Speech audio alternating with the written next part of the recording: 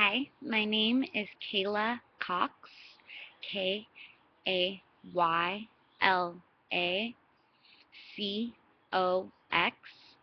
and my client is Mia Kimble, Miakimble,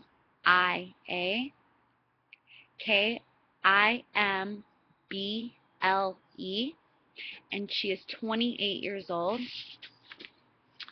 Her differential diagnosis is histrionic personality disorder that was ruled out because she only has 3 of the 5 symptoms needed to meet criteria. And borderline personality disorder that was ruled in. The primary diagnostic features are a lifelong pattern of impulsivity, instability of interpersonal relationships, self-image, and emotional instability. Now for my client's story. When Mia turned 12 years old, her personality began to change drastically. She became demanding, brooding, and rebellious, and shifted quickly from joy to sadness. She also became very sexually promiscuous and abused marijuana and alcohol. At age 16, she ran away with a 19-year-old boy and returned 3 weeks later with no explanation. She dropped out of high school in her senior year and has never held a job.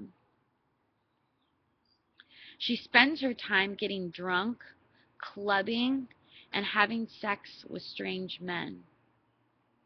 Her relationships are stormy and full of passion and violent arguments. When her boyfriend tried to break up with her, she threatened him that he will regret it. Then she attempted suicide and called him to tell him what she did. Her first suicide attempt occurred when she was 18 and she was hospitalized. After her hospitalization, she was referred to a therapist. She calls her therapist several times a day about one crisis or another. She moves from one therapist to the next and has made multiple suicide attempts. She's living with her parents and is afraid to be alone when they travel. She drinks a lot and uses Valium and has difficulty managing her emotions. If she doesn't get her way, she has tantrums that include screaming, throwing things, and sometimes throwing punches. Mia has no idea what she wants to do with her life other than fall in love with the perfect man.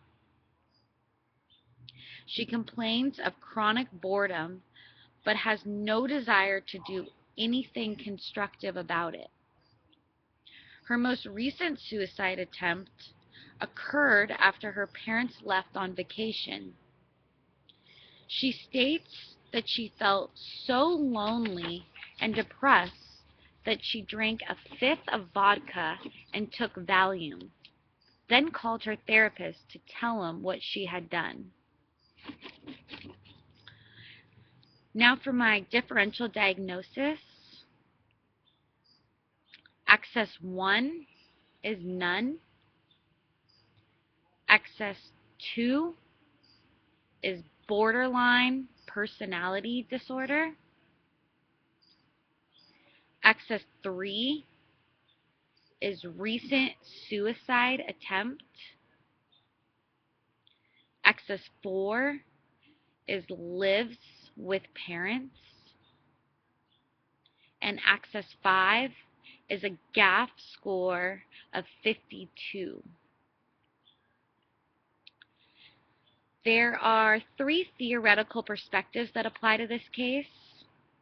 The first is the biological perspective. Research has shown that there may be a genetic link to the development of borderline personality disorder. The client's symptoms of depression, aggression, and self-destructive impulses may be due to a deficit of serotonin. She may also have abnormal levels of norepinephrine and dopamine.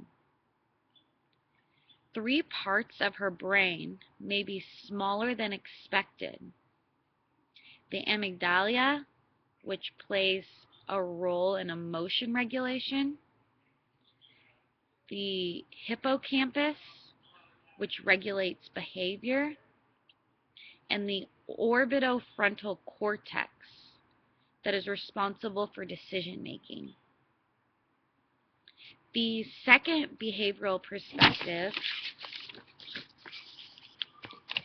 the second is the behavioral perspective, and the client's symptoms may be due to the faulty learning experience of operant conditioning.